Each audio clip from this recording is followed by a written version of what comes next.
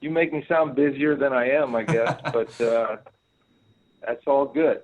Good. To all my fellow SHRM members, I want to make this a very practical presentation. You know, sometimes I find lawyers kind of get into the weeds on lawsuits and all that, and I don't really intend to do that, although our focus kind of is on litigation during the pandemic, so that what I'm trying to do here is to allow you guys to see where some things are coming, so that if it hasn't happened yet, you can hopefully prevent it from happening in your own workplace. And so I just want to let you know that if you have any questions during this, we can take those questions up.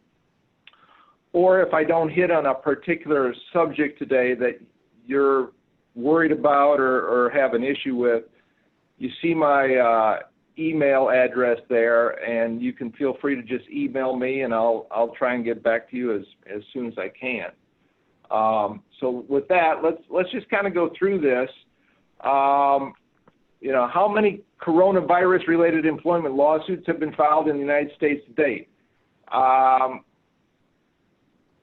When this was written, which was back in mid-August, getting ready for this, we were at 429. I believe that number has now passed the 500 mark.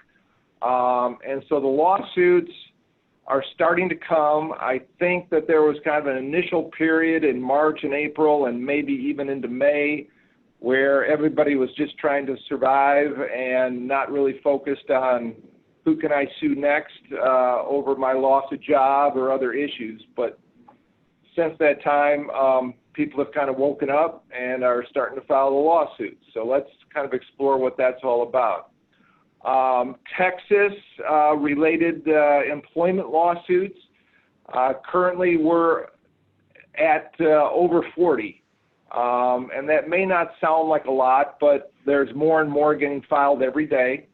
And I would guess that within the next couple weeks, couple months, we'll be well over 100.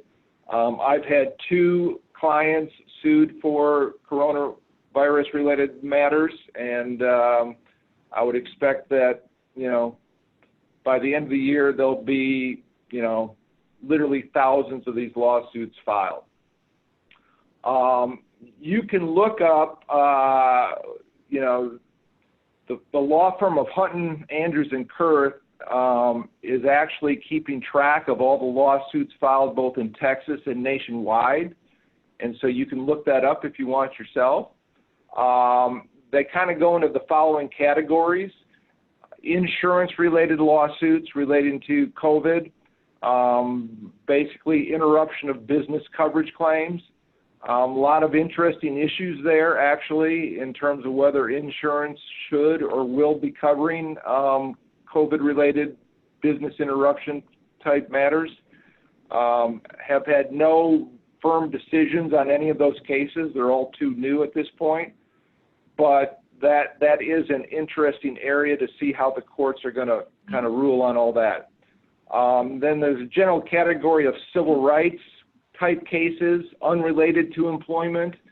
That relates to business closures, stay-at-home orders, designation of essential versus non-essential businesses, those kind of things. So she must have slept 60. If you could mute your line unless you're asking me a question, I would appreciate it. Prisoner rights cases, of course, COVID has run rampant through the prison system, and so there's been a lot of prisoners that have filed lawsuits in that area trying to get the judge to free them up, get them out of prison so that they don't catch the virus. And then labor and employment cases, which is really what we're going to kind of focus on here today. You know, as more employees are terminated, as more employees are put on furlough, things of that nature, and as their finances get more squeezed, I think you're going to be looking at, you know, more lawsuits coming out of that as people kind of say, you know, someone someone has to be to blame for my current financial situation. In terms of the types of employment lawsuits, they kind of fall into these categories: conditions of employment, wage and hour, discrimination, and particularly age and disability claims, leaves of absence, and then the WARN Act. So we're going to talk about each one of those areas. Lawsuits based on employees becoming infected with the coronavirus in the workplace and falling ill or dying is kind of the main area for conditions of employment. Just today, we get what's called Law 360, and there was an article in there about the type of employment suits to watch in the next 6 months. And there were two interesting ones in there, actually three interesting ones. Workers at McDonald's in Chicago, and then workers in New York with Amazon have filed what they call public nuisance lawsuits. And a public nuisance theory basically allows a plaintiff to seek remedies against companies that cause public harm. They're notably used against opiate manufacturers, but what the employees are saying in these lawsuits is that McDonald's, for instance, forced them to interact with customers, failed to give them enough time to go wash their hands, required them to reuse dirty masks, and basically exposed them to COVID-19, and as a result, it's resulted in a public nuisance. And it's kind of the same theory that Amazon has been sued for. So that's kind of an interesting twist on a theory, a public nuisance theory that's been out there for years but has never really been used in employment litigation before. And again, the suits were filed in May. They're moving along, but there's been no decision made on whether that theory will even apply in this situation. Another case that was filed in Pennsylvania against the Made Right Specialty Food Factory, which is a meat packing factory in Pennsylvania.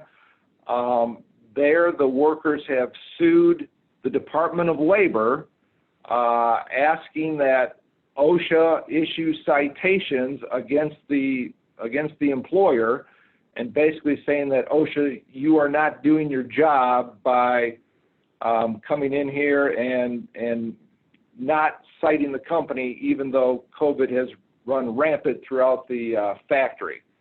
So those are the kind of interesting different suits that we've kind of seen coming out of this. And, an evolving area of law, as I say in the presentation here, is that these lawsuits are kind of trying to get away from the state workers' comp systems, avoid that potential defense that these should be covered by workers' comp, and so they have to come up with some different theories to kind of get around that. The Zunigi versus Safeway case, here's another one where employees worked for 22 years handling produce in a Safeway distribution facility in California. He claims that, the employees all complained to management that the workplace wasn't safe. And basically the employer said, you know what, not only are we safe, but you don't need to use a mask. A mask isn't going to protect you. And then the employee died from complications relating to infection from the virus. So the employee's family has sued for a gross negligence and wrongful discharge case in California. And, basically the Safeway has moved to dismiss, claiming that because it involves an alleged workplace injury, it should be covered by the workers' compensation system. And again, we'll see where that kind of goes. Let's talk about workers' comp injury here for a minute. Typically employees can't sue their employer for injuries or death tied to the workplace because of workers' comp. And that can be a good thing and a bad thing, and I'm going to tell you why in a minute, but it's basically a trade-off between the employee and the employer. You get, your workers' comp benefits, but you can't sue me outside of a kind of a gross negligence theory. But I will tell you what, most of the workers' comp insurance carriers, and I don't know what your experience has been, but most of the workers' comp insurance carriers are saying, wait a minute, no, we're not responsible for this because you, Mr. Employee, can't prove where you contracted the virus, and unless you have hard proof that you got it in the workplace, we're not going to cover this type of infection through workers' comp. Employers, on the other hand, might or might not want workers' comp to cover it because you've already paid your insurance premium. If you get sued by an employee claiming that they contracted the virus in the workplace, you're going to be looking to your insurance carrier to say, hey, is this covered or not? Should we treat it as a covered illness under our workers' comp insurance policy? So workers' comp in Texas in particular does cover occupational diseases, but the law also suggests that only employees that have a viable claim are those placed at a higher risk than the general public for contraction of the disease. So that might apply, for instance, in a senior housing care type facility or a hospital, those kind of places, but it probably will not be covered in an office setting, in most factory settings, things of that nature. And so it's kind of surprisingly, given the definition in Texas of an occupational disease, outside of places where you would expect a higher incident of the disease to be running rampant, it probably will not be covered by the workers' comp carrier. And of course, there still is the theory out there that even if workers' comp would cover it, if a worker dies as a result of the employer's gross negligence, the family can still file a wrongful death claim, which would include punitive damages in such a situation. So if an employer, for instance, were to completely ignore what OSHA is saying and what the Centers for Disease Control is saying about, good workplace sanitary conditions, etc., theoretically the family could claim gross negligence under that theory and basically get around the potential workers' comp defense. I assume most of you have at least heard about this Safe to Work Act that was introduced in the Senate by Mitch McConnell and Republicans. It has not gotten too far in the House with the Democrats, but basically it would create an exclusive federal cause of action for any type of harm that can be related to the coronavirus. All claims would have to be proven by a clear and convincing evidence standard, which is higher than the preponderance of evidence standard, which would normally apply to tort claims of this nature. It would limit those claims with a 1-year statute of limitations. It's very employer-friendly legislation, but at this point in time, it has not been passed.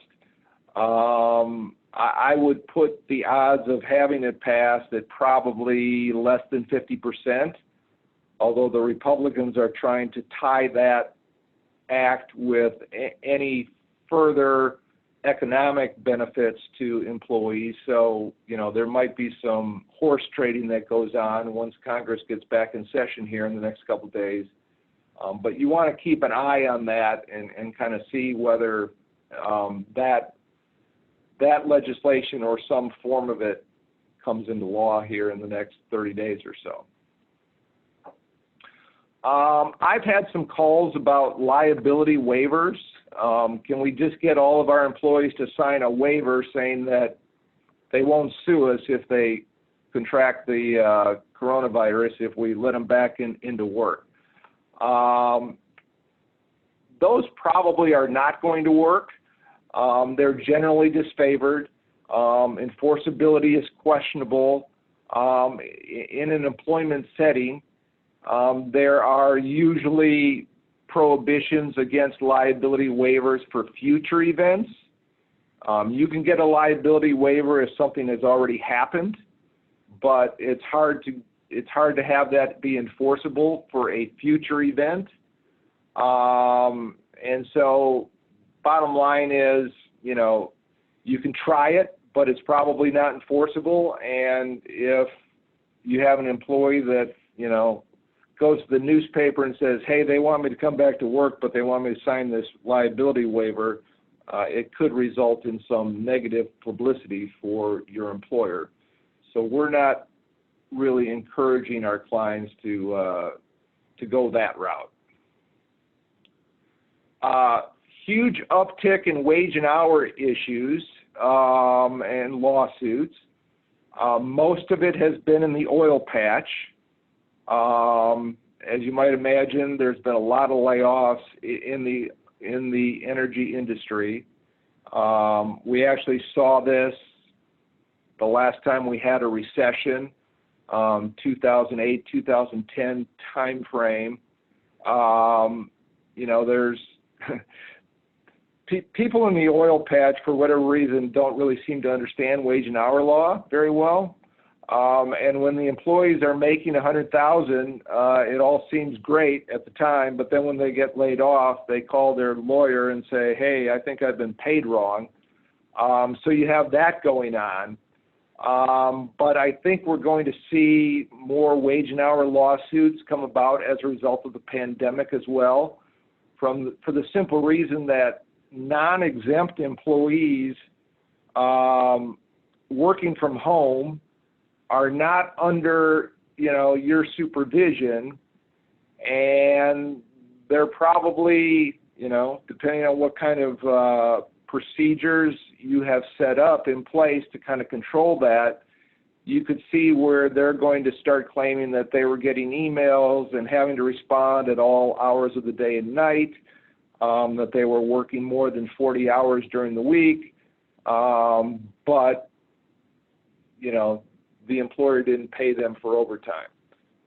So that is, something that you have to be aware of as you move forward in this pandemic, to make sure that you have the right processes and procedures in place to make sure that the employees are reporting all of their time. And as you all know, if an employee reports overtime, even if it wasn't authorized, go ahead and pay the overtime. But you can also discipline employees if they're working overtime and they have not been authorized to work overtime. And so, a lot of what I'm kind of seeing with the pandemic still comes back to common sense, HR,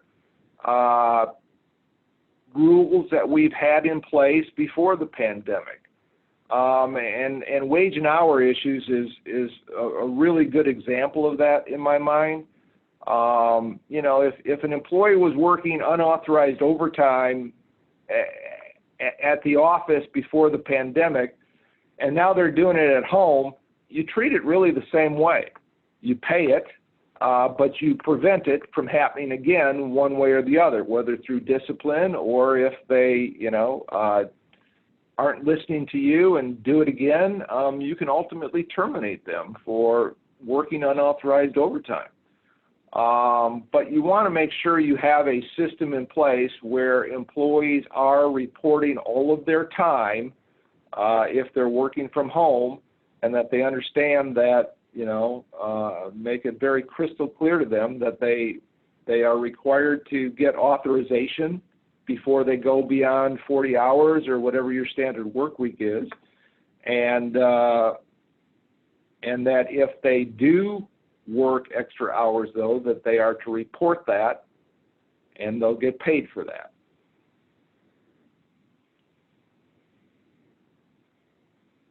Ensure your timekeeping procedures are clear, published, and acknowledged by all of your employees. Same rule that we had in effect before the pandemic applies now as well.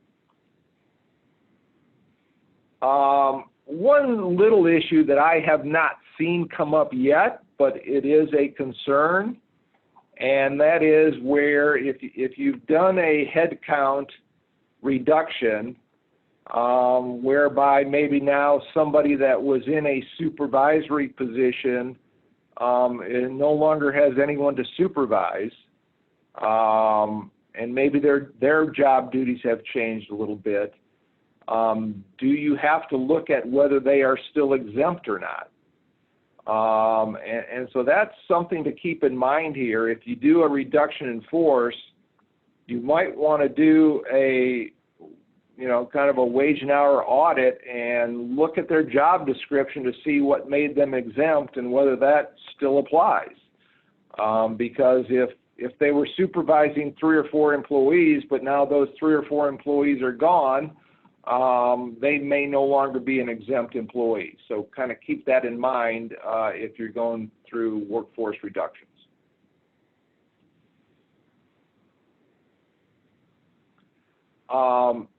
As businesses restore operations, many, not all, but many are contemplating doing temperature checks, pre-shift sanitizing, all those kind of things.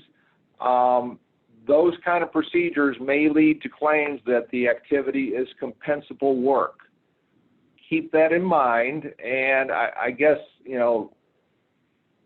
many of you probably aren't setting up a procedure where people, before they come up an elevator bank, for instance, have to get their temperature taken before they're allowed on the elevator. But you can picture in a large office building with 1,000 people coming back to work, that procedure would take time. The employee might not get to their desk for 30 minutes if they have to go through some procedure, or they have to do a cleansing of their work area once they get there. And employees are going to claim that that's compensable work if they have to do that every day before they even, sign on to their computer. So kind of keep that in mind, and I would generally say that the Department of Labor Wage and Hour Division is probably going to rule that that is compensable time. So keep that in mind as you restore your operations. Discrimination under the ADA and the ADEA. Let me kind of put this in real simple terms. We'll go scroll through the presentation here, but what I've been telling my clients is under the ADA, if an employee just has kind of a general fear of coming back to work, and as a result says that they can't come back into the facility or on premises, that's probably not going to cut it in terms of some kind of ADA claim. But if they have underlying conditions, or they have someone at home that has a disability, and as a result they say, I can't come into work because I'm afraid that I'm a high-risk individual and I'm afraid I'm going to die if I come into work, you probably have to look at that as a disability claim, and again go through the same process that you normally would pre-pandemic. Find out if there is a reasonable accommodation, and if that accommodation can be made in this instance to allow them to continue to do the essential functions of their job. The end result of that might be no, you can't do the essential functions if you're trying to do it from home.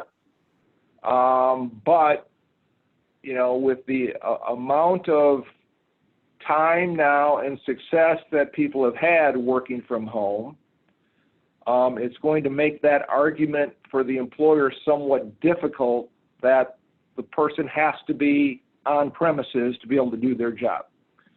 Now, that's not true in all situations. There's many jobs, you know, a maintenance worker, for instance, kind of has to be on premises to be able to do the maintenance. But just like any ADA situation, you have to look at it on an individual basis and go through with the employee kind of the, you know, what is it you want? Can we accommodate that? You know, what are the essential functions? Can they do the essential functions from home in making that determination and documenting what you have done to come up with that, you know, the ultimate solution, whether that's agreeing with the employee and giving them, you know, the ability to work from home or whatever the accommodation might be, or denying that and saying, no, you have to come into the office. So for the ADA, that is kind of the process you have to go through.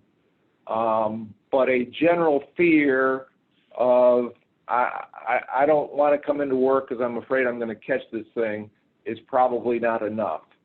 But if they have an underlying disability that is, again, documented by a doctor, et cetera, then you probably want to go through that process. The EEOC has provided a lengthy FAQ on that subject, and you can find it there where we cite right there.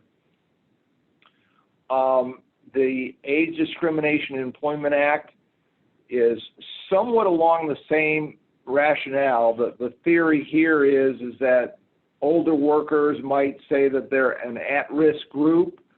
Unlike the ADA, though, the Age Act doesn't require employees to necessarily provide reasonable accommodations. And so the EEOC has issued specific guidance here saying that if the employee is simply scared of coming into work because he or she is older, you don't need to accommodate that. On the other hand, some employers may feel compelled to protect older workers and place them on involuntary leave or not allow them to come into work for whatever reason. That would be age discrimination. If your employees over age 60 or whatever kind of arbitrary number you might have in your mind want to come into work with the rest of the people, you have to allow that. You can't really take a precautionary measure on their behalf, or you may get sued for age discrimination.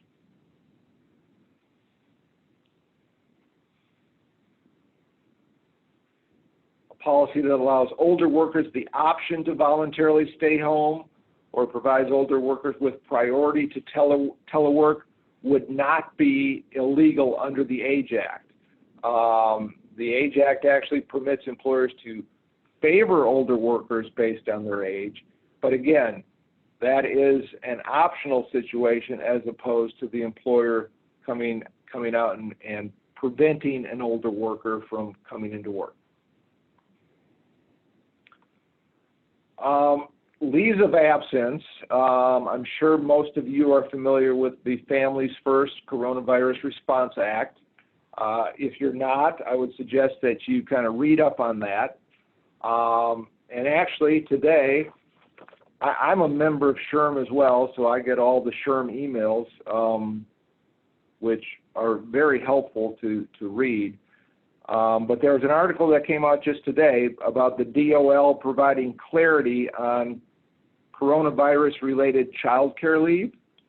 And I don't know if you saw that or not, but you know, the FFCRA requires employers with fewer than 500 employees to provide up to 80 hours of sick leave and then an additional 10 weeks of paid family leave, paid at 2/3 of the employee's regular rate, when employees are unable to work because they need to care for a child whose school or child care provider is closed or unavailable for COVID-related reasons.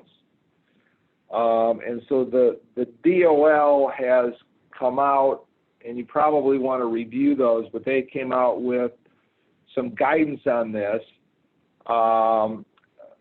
One key takeaway is that employers need to be flexible in administering FFCRA leave for school closure reasons, given the fact that many schools are kind of reopening on a hybrid basis, meaning that some days they're going to be in class, other days they're going to be doing remote learning, and the days that they're doing remote learning, the employees, according to the DOL, and I think this is what will be followed by the courts, the day off for remote learning is the employee would be entitled to leave.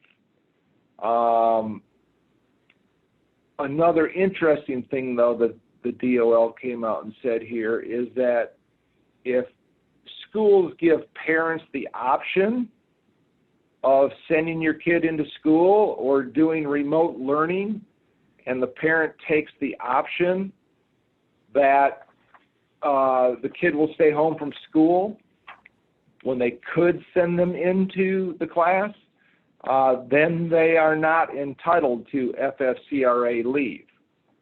So the parent's choice may impact eligibility for this kind of leave. So I think that's interesting. That's something you might want to read. Like I said, SHRM just put out a little blurb on it. You can go to the DOL website and see what the DOL has said about that.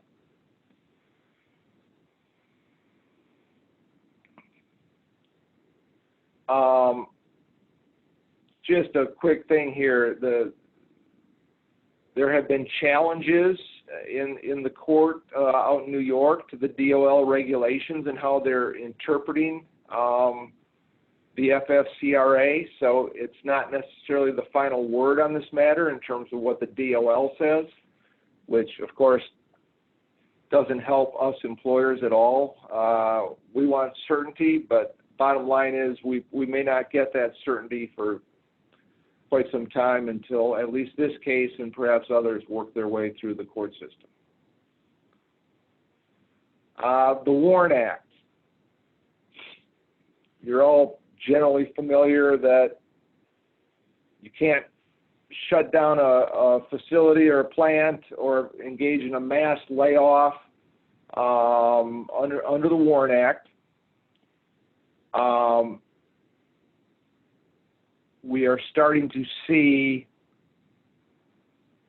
at least 2 or 3 WARN Act lawsuits filed every day across the country from layoffs that happened back in March and April, where there was no real warning and the 60-day notice was not provided by the employer. Now you have the exceptions to the WARN Act, where there's this sudden, dramatic, and unexpected action or condition outside the employer's control, and then the 60-day notice is not required. So that's what many employers are going to be relying on, and we're going to kind of see here the exact contours of those exceptions to the general rule on whether the WARN Act applies or not. Something to keep in mind here, folks, if you did a furlough back in March or April where you didn't terminate the employment relationship, but you put employees basically on what is hoped to be a temporary leave of absence, the WARN Act allows you to do that for up to 6 months without having to comply with the WARN Act. But then once it becomes apparent that that furlough is going to turn into a permanent layoff, that's when you're required to give the 60 days notice. And so if you've done a furlough, let's say in June, but now it looks like you're not going to be able to bring back the employees you hope to, and you fit within the contours of a mass layoff here in October, you might want to consider whether you should give the WARN Act notice at this point in time or not. So give that a little bit of thought. If you've done a furlough, it's now going to turn into a permanent layoff, whether the WARN Act is required, and if so, whether you want to do that or not. And I've helped a couple clients through that analysis. It's a little bit tricky, but it's something to keep in mind here.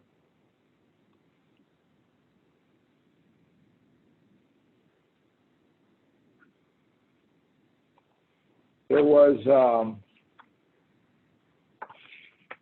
in this Law 360 I was telling you about that I received today about employment lawsuits. Enterprise Rent-A-Car got sued in Florida for not giving the WARN Act. It's a proposed class action brought by one employee. They got zero notice, and Enterprise, according to this, has cited the WARN Act exception, shielding businesses from suits over mass layoffs when the need to let workers go is unforeseeable.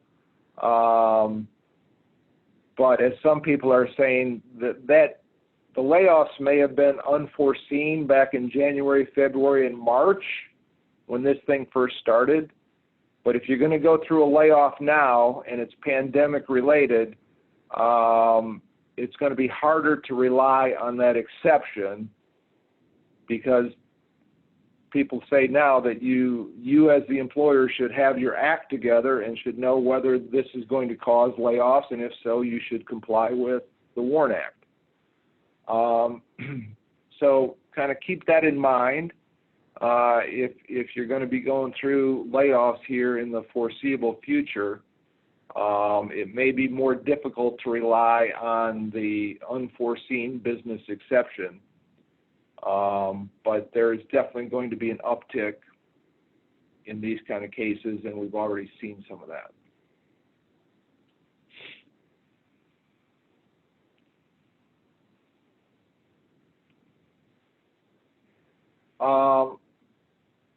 Of the types of lawsuits we've talked about today, which one accounts for the most coronavirus-related employment lawsuits in Texas to date? That would be the conditions of employment, actually. There have been more of those types of lawsuits filed than the other ones combined. But again, I think we're going to see an uptick in all of those areas. This is kind of practical knowledge, and you're probably all doing this, but some of the best defense that you're going to have to any of these kind of lawsuits is to be able to say, well, we were following OSHA, we were following the CDC in terms of safety practices, the PPE that we provided, disinfectant, all those kind of things, and if you were able to demonstrate that you followed that guidance, that you trained your managers and supervisors and employees on those things in the workplace, you're going to have a pretty good defense to any type of lawsuit that is brought against you, other than perhaps the WARN type thing if you're laying people off. Keep in mind that you as HR professionals are probably the front line in terms of responding to employees on safety concerns, etc., that are raised by employees. And you need to stay up to date with what the CDC is saying and what OSHA is saying. And what I mean by that is, as you probably know, a lot of that, what they were saying in March, has changed just about every week in some instances. So you need to really stay up to speed on what OSHA and the CDC is saying on a week-to-week basis so that you are responding in real time to the issues that might be raised by the employees. As this slide suggests, timing and documentation are important. Again, same things that we would have told you before the pandemic is still applicable here. Documenting what your decisions are, documenting the reasons for those decisions, what you're doing, etc., is just as valuable now as it was before March of this year. Make sure that your supervisors are keeping you in the loop in terms of any personnel decisions that they're making that might be pandemic related, so that you can be overseeing that and helping those supervisors make the right decision here.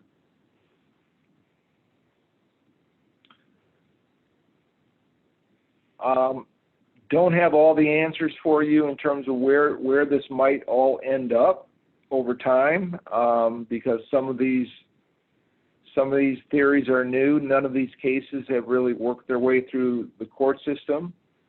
And whether the Congress will pass the legislation we talked about earlier to help prevent a mass of lawsuits from being filed, or at least making it more difficult for those lawsuits if they are filed.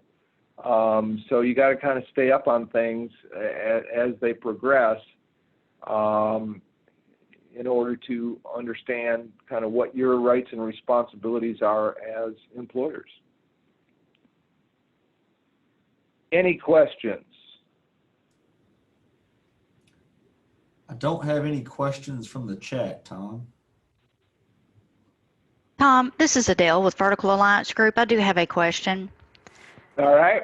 When it comes to an employee requesting time off to take care of someone who has been positively impacted or negatively impacted by coronavirus, so they need to take 2-4 weeks off, but they don't want to give you any personal information regarding their family member or whomever it may be, how should the employer react to that? Or can we?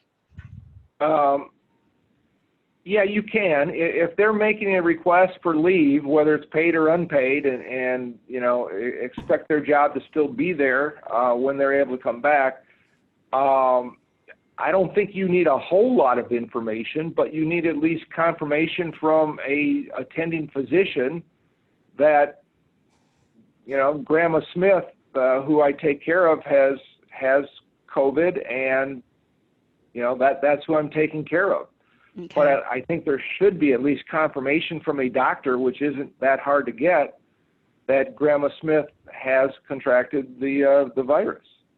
So that's not too much to ask of the employee to provide just even that piece of information, so we as an employer can validate that their time off request is indeed authentic. Is indeed valid. That's right. Okay, thank you. You bet.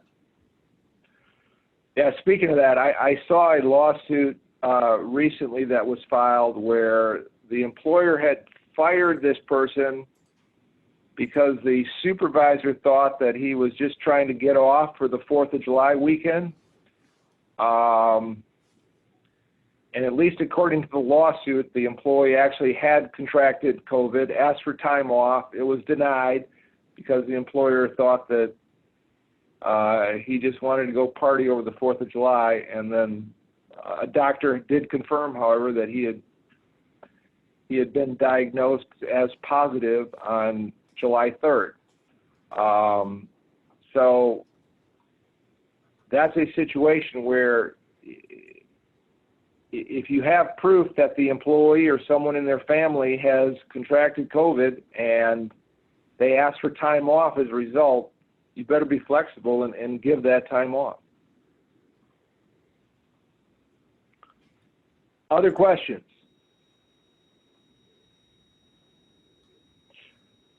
All right, well, I'll let you go. I appreciate your time, and you have my email, and if you have any questions, just feel free to give me a call or send me an email, and I will respond to it. Thank you, Thank Tom. you. Yeah, thank you very much, Thank you. Tom. We appreciate you being here today, and I'll just kind of wrap up with a couple of reminders for everybody.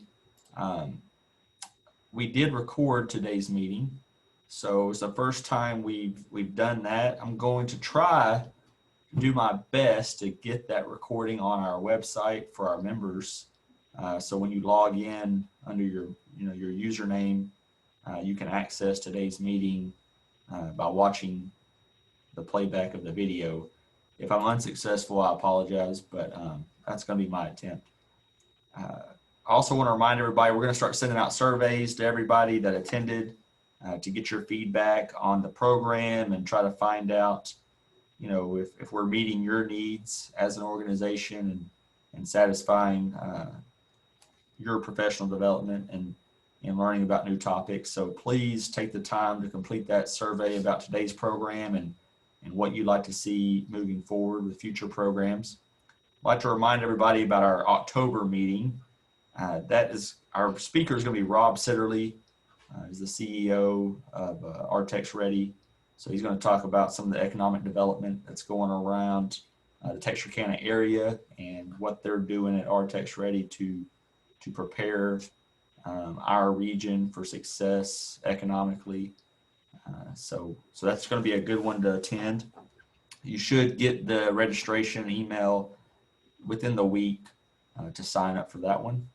And then last but not least, I just want to remind everybody about the survey that was sent out about the December social gathering. We've had a lot of good feedback. I'd love to get some more.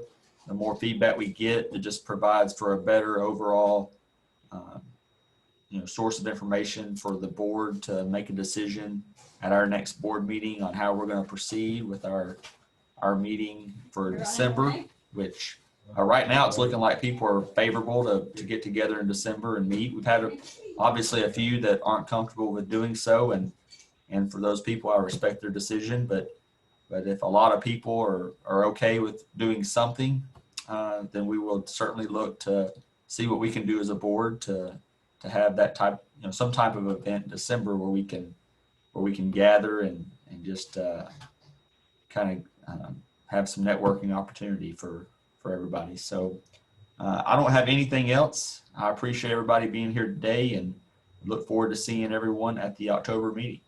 Thank you. All right. Thank you all. Thanks, Tom. You bet, JW.